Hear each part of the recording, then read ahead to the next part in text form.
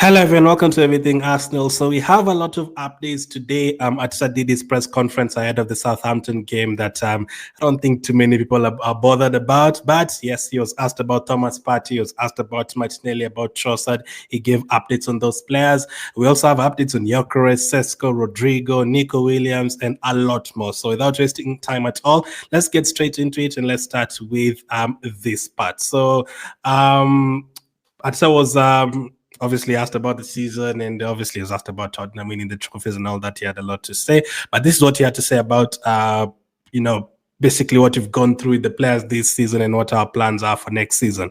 What is clear is with the amount of injuries he had in the front line is that we need a goal threat. We need the firepower out there, and understanding that the context can change tomorrow. We cannot rely just on the numbers we had before. We have to add goals. We have to add creativity, we have to add numbers, and that will be in different positions. So that is what he has to say. He's had to say. This season, there's no margin for error anymore. You know what the truth is? The truth is, yes, we've been better than Tottenham the last 3-4 years. We've been better than Man United the last 3-4 years. We've been better than Chelsea, all those. But the truth is, the reality is now we are the last top 6 team to win a trophy. Everyone else has won a trophy the last 3 years apart from us. So that is just the truth. That's just the painful truth. And do I think we deserve not to have won a trophy the last 2-3 years? No, especially 2024 season. I think we should have won the Premier League, so that's the Premier League title that year. But it didn't happen. So that is the reality. So the press is just going to be, even more and more and more pressure now that everyone else has won something. So we know that the team that we had this season, we didn't have enough players at all. With the injuries, we didn't have enough options at all. Way too many games. We could not change anything. The way you'd remove a defender and bring in a striker in the last 20 minutes to change something. We did not have those options at all. And a lot of people agree that the last 2 transfer windows have been terrible. The Sterling signing was not great, and the fact that we let Nketiah, Smith Rowe, Fabio Vieira, and Nelson all go without replacing any of them, I don't know what that was all about. So most people will agree that the last 2 transfer windows have not been great. But some will even argue that the last 4 transfer windows have not been great, because some will say even the transfer windows where we signed Havertz, those are not great signings. So people can argue that the last 4 transfer windows have not been great. We cannot have a 3rd or a 5th bad transfer window in a row. You cannot do that, because now we've seen that the gap between us and the rest of the teams is not that huge. And Liverpool is already ahead of us, and Man City is not too far behind us. And they're going to sign players. So we're in a very tricky position. And the only way to sort that one out is, as Arteta said, we have to sort out the forward positions, and not just in terms of adding quality and adding goals and creativity. You also have to add the numbers. You have to have different options. And if possible, if you have 6-7 good options up front in all the forward positions, all of them quality, that is great. So that is what he's had to say all by himself. So he does agree that we need forward options. Hopefully by the time we come to August, we're not talking about, oh my goodness, we've only signed 1 goalkeeper, 2 midfielders, a defender, and 1 wing, and we don't have a striker again. We cannot be doing that. So which forward positions are we going to be going for? Now, let's start with Nico Williams. So this is the latest on Nico Williams. According to Court Offside, Mikel Arteta has held direct talks with Nico Williams in order to present his project to the player. Court Offside understands. Sources have indicated that Arteta's pitch looks to have put them in a commanding position to sign Nico Williams. Now, this is a player we were linked to in the last transfer window when he was playing in the Euros. And we've been linked to him again. He was mentioned in January, and he has been mentioned so far in this transfer window. We know we are very, very interested in the player. But I've always said, in terms of all the wingers that we've been linked to, there's not too many. There's 5 or 6. So there's Nico Williams, Lookman, Rodrygo, Semenyo has been mentioned, and a couple of Anthony Gordon has been mentioned, and a couple of others. So it's 5-6 wingers that we've been linked to. His numbers compared to players like Lookman, Nico Williams has not really been scoring a lot of goals over the last 2 years. Last season, he had a lot of assists. I think almost 20 assists in all competitions last season.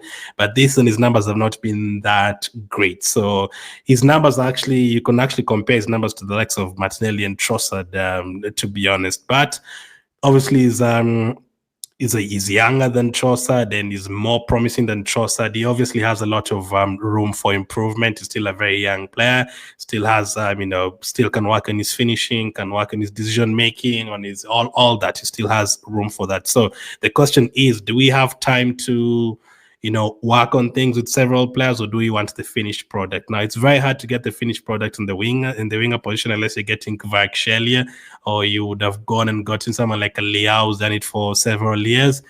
It's still difficult. It's still very difficult. Would I be very happy if Nico Williams signed for Arsenal? Absolutely. We need a fresher now on the left wing for sure. We need something different on the left wing. We need someone who can take on players, and Nico Williams definitely does that. Now, we do need a player who can take on other players and fullbacks, but I also need wingers who can also contribute in terms of goals and assists. So Nico Williams would not be my first option, but I'd still be very, very happy if we got Nico Williams. I think for the price that they're going to sell him, around 50-55 million pounds, I think that is fair enough for a player of his age, just won the Euros and still a very good player, usually available most of the time. So still a very good player. And they're saying that at his speech has put us like basically your favorites to sign Nico Williams.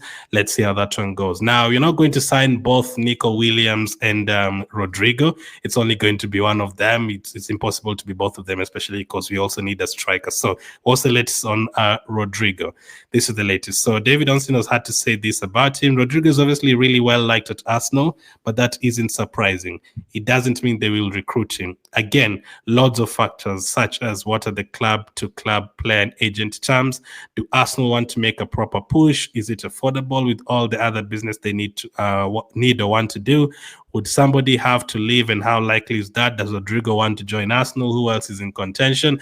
Yeah, it's a lot. As you can see, all those questions are a lot. It's a lot for us to do to get this player. But as I said on yesterday's video, we are going to know whether we're going to send Rodrygo, yes or no, by the middle of June, because we'll see how hard we try to push to get this deal done, and we'll see if other teams are more serious about getting Rodrygo. Because I think all these players that I've mentioned, I think at least 80% of them are going to move. So Rodrygo, Nico Williams, Lookman, I think all three of them could move. Now, not all of them are going to move to Arsenal. Some of them are going to move to other clubs in different countries. Some of them are maybe going to move to our rivals. So you have to choose the one that you really wanted to your club and you push for it. And obviously, it's good to have a backup just in case things falter. You can go for the backup, but I don't think there's going to be enough time. Like if you focus on Nico Williams right now, by the time you get to the end of June, someone has already done the business on Rodrygo, and they already convinced him to join their team. It's very hard to work from there. So it's going to be interesting to see who's going to join us between these two. Rodrygo wants to play as a left winger. He is going to be way more expensive than all the others that we've been linked to. He's going to be around 80 million pounds. But does he want to join us? No, that is a question. Does anyone else want him? Does a Man City or Bayern Munich want him? Does he want to move there instead? What are the talks between Arsenal and Real Madrid, the agent and the player himself? A lot to ask. But hopefully they've done a bit of groundwork, and we do know who we are going to go for the moment the transfer window opens, because you can't go for everyone. If you go for everyone, you're going to miss every one of them. You have to focus on one or two that you really want, and then you go for it, because when you focus on all of them, you're not going to get any of them. That's what usually happens. But we've been told that Arteta has talked to most of the players we've been into. Let's see what happens. Now let's go to the striker situation. Rodrygo's numbers slightly better than Nico Williams. Age almost the same, not too much difference in terms of the age, but yeah. Which one would you want between these two? Nico Williams for 50-55 million or Rodrygo for 80 million? I think both of them are good. I'd probably go for Rodrygo first, but I wouldn't mind Nico Williams joining Arsenal at all.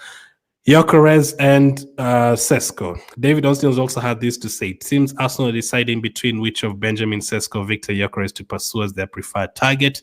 They are both under consideration, but it's hard to know who is higher. There are many factors that contribute to such decisions being made. So looks like we still haven't made our decision. For me, my decision is made a long time ago. I wanted Gyokeres last season. I still want him this season even more. Sesko is a very good player, but I don't think he's none of them is finished product, but Gyokeres is now kind of approaching his prime, so he's done it more. and more than Sesko, and he's done it in a couple of different leagues now. He's done it for a couple of seasons. He's won the trophies in Portugal and all that. So he knows where the goal is. I feel like if you signed one of them this season and the other one, if you signed both of them and you give them 38 games out of 38 in the Premier League, I feel like Gyokeres can get you 20 to 23 goals and Sesko could get you like 15. Both of them would score goals, but who has the highest ceiling and all that. Now, you'd say in terms of age and all that, it's in Sesko's side. Sesko can play for you for the next 10 years. Gyokeres might give you like 5 years, but that is what we need. We need someone who's ready to score goals, who's been scoring a bunch of goals over the last couple of years. And the other thing I like about Gyokeres is the playmaking, because he also gets a lot of assists. And I think that is the number one reason I said last time I want him, not just because of the goals, but also because he can act as a playmaker. You can get a striker who can get you 40 goals and 0 assists, or you can get a striker who can get you, 30 goals and 15 assists. I prefer the one who can get you 30 goals and 15 assists. Contribute in both ways. It can also create chances for other players, because we have other players who can score, players like Saka, and if you signed players like Rodrygo, you do have other players who can score. Obviously, the main person to score is going to be the striker, but we're still trying to make the decision. So for me, I want Gyokeres. We had that Arteta wants Sesko. We've already done a lot of groundwork on Sesko over the last 2 years, but Bracha wants Gyokeres. For me, I want Gyokeres as well. Depends I think Sesko is even more expensive now. They say his release clause has gone up. So I don't know, man. I don't know who we are going to sign. I'm hoping it's going to be Gyokeres, because unless Gyokeres does not want to join Arsenal. Now, we got a boost yesterday because Man United lost in the Europa League final. They're the ones who really wanted Gyokeres. They don't have any European competition now, so that will affect them, whether in terms of Gyokeres not wanting to move there, or in terms of wages and financial, it's going to affect them in terms of signing big players like this. So you have an advantage there. So come on, man, let's go and get Gyokeres. If Amorim is his former manager, if any other English team came in for Gyokeres, I'd still think we have the fair rights to sign him. So why not go for him? Let's see. Now, all these players coming in, it might mean some leaving. And let's start with Martinelli. This is according to Ghana blog. Arsenal's message to Gabriel Martinelli is that they intend to keep their best players, and the Brazilian is among them. No significant contract talks have been held, and it isn't viewed as urgent, but the Gunners value him at over 50 million. I think that is slightly less, but obviously he's had 2 not so great seasons. Last season was not great for Martinelli at all. Last season was a poor season, and this season has just been slightly better but most of it has been poor. So his value drops. If we were selling Martinelli after the 2023 season, we would have been selling him for 100 million. But now that has dropped by half because his numbers have not been great. If we check his, can I check his numbers very quickly? Because Martinelli's goals and assists have not been great at all the last couple of seasons. So let me just check very quickly how many he has this. And it's not many at all, let's be honest. So this season, Martinelli has 10 goals and 6 assists. He has 8 Premier League goals, 4 assists. That is more than what he had last season. 2 goals and 2 assists in the Champions League in 13 games. So 16 goal contributions in 50. Now, if you have other players contributing, if we had, Odegaard scoring 10 and getting 10 assists, and Trossard is scoring and assisting, and Havertz was fit and scoring and assisting, those numbers would be okay for Martinelli. But because we don't really have a striker who's scoring goals, and, Saka's been injured, and Odegaard was injured, and Odegaard came back, did not have the best of times, we needed way more numbers from Martinelli, and he did not deliver that. So that is why you look at those numbers and feel like, oh, that is too little. And on top of that, you look at all the other wingers in the world, players like Dembele, and you're looking at Ferran Torres and Rafinha, and you're looking at players having 40, 50 goal contributions. You're like, oh my goodness, you're so far behind.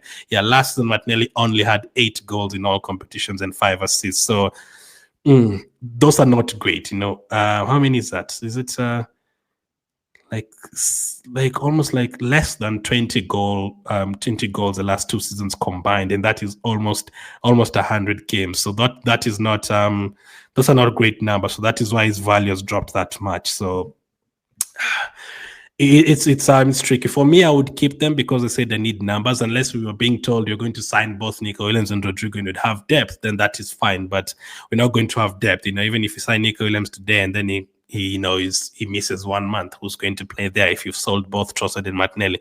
We don't want to get ourselves in another situation where one player getting injured ruins everything. Like the way we are positioned right now, one player gets injured, we're having to change everything, you know. Like let's say right back Timber gets injured, we have to move Partey to right back, and then we have to move Rice to Partey's position, and then we have to move someone else to Rice's position. We have to make 3-4 changes after one injury. We can't be doing that. We need to have backups in every single position. Now injuries might happen, but you need to position yourself a bit better way than what we did. Also, Ghana Blog gave an update on Leandro Trossard. Leandro Trossard's contract extension talks have centered around an uplift in salary. Arsenal have recognized that his contract does not reflect his squad standing and are now engaged to put that right. So basically, they're trying to say he's an important player in the team, and his contract does not really reflect that. So basically, they're saying he deserves to have a better contract or a lengthier contract than what he's had. And we've been told that he might get a 4-year contract. So that will be interesting. And that also affects Martinelli. Maybe they're not going to keep both. If you're going to need to sell someone to buy all these players that we want, then Trossard maybe is going to be the backup to the left winger next season, and Martinelli might not be there. Tough decisions will have to be made. Obviously, players are not going to stay at your team forever in the next 5 years. Saliba is not going to be here. Maybe, hopefully, still here. Odegaard might not be here in the next 5 years. You know, Rice may not be here in the next 5 years. Partey will definitely not be in the next 5 years. Gabriel might not be here in the next 5 years. You know, Zinchenko, Tini will definitely not be in the next 5 years. Raya will be well into his 30s. So most of those players are not going to be here. But we are hoping to keep the spine of the team together. I don't want a situation where we are signing Gyokeres and Nico Williams and then Saliba and Gabriel are being sold. That is basically, you've done nothing. You've improved your striking position, but you've gone back to square one with the defensive position now. I want us to get a striker and a winger with Rice there, with Saliba there, with Gabriel there, with Timber there, with Saka there, all of those players, and let's go again next season. So let's see what happens with Trossard. Lastly, let's talk about Thomas Partey. So I had this to say about Partey. Yes, in regards to Thomas, consistency-wise, it's been his best season. I agree. In terms of fitness, it's been immaculate. Like, everyone else has gotten injured apart from him. It's crazy. I think the way he's played, performed, his availability has been exceptional. He's a really important player for us. So I think there's somewhere else where he said that, yeah, he wants to keep him at Arsenal. I think Partey will stay. I think from all the things that have been happening, we've had that Partey wants to stay. All the updates we've got in the last few weeks, we've had Partey wants to stay. His agent wants him to stay. Arsenal want to keep him. The only issue is, I think, the money that is getting paid. So that is the conversion that is going on. But I think he will stay. And I think he does deserve to stay. If you're looking at his performances this season and his availability, he does deserve to stay. And also in terms of our numbers, yeah, Jorginho is leaving. Will Partey be starting all the games next season? I don't think so. It's Zubimendi there. Again, hopefully we don't get to see Partey too much at right back next season because we'll have enough backup with White and Timber. But don't be surprised if Partey does feature at right back a few times next season. It's Zubimendi playing in midfield, but hopefully don't have to do that. If some games return to a double pivot and play both of them, that is fine. But yeah, I think Partey will stay. So let's wait and see whether he's going to get a 1-year contract or 2-year contract. Looks like Trossard is going to stay, but for Martinelli, I don't know. Again, I asked the other day on a poll, who would you keep between Trossard and Martinelli? And it was, I think I asked, would you keep both of them, or would you sell both of them, or would you keep just Martinelli, or would you just keep Trossard? It was a bit of mixed, but I think most people said, I don't think many people said keep both of them. So many people agree that one of them needs to leave. So let's see. Thank you for watching. I'll catch up with you guys on the next one.